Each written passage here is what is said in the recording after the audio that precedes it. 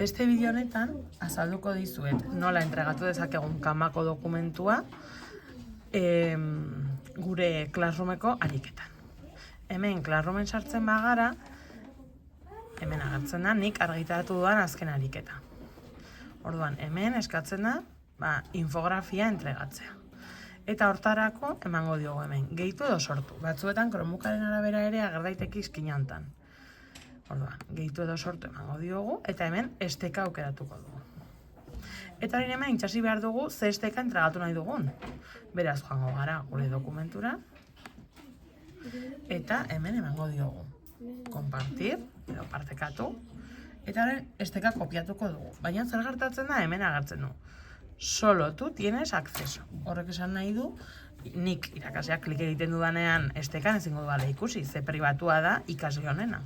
Beraz, klik egingo dut hemen, eta agertuko zaizkit aukera desberdinak.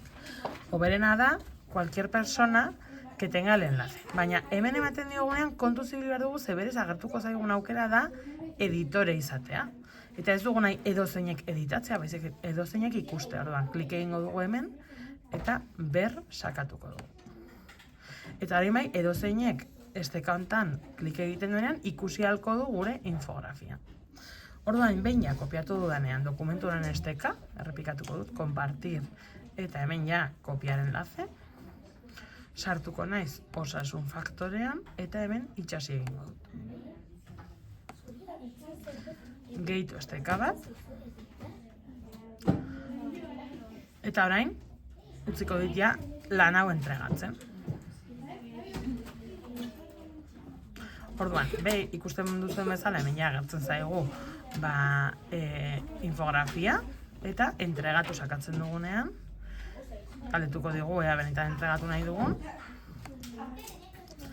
entregatuko dugu, eta orain ja bidali da, eta orduan niri ordenagailuan irakaslea naizela agertuko zait ja ikasle horrek bere lana bidalikoela.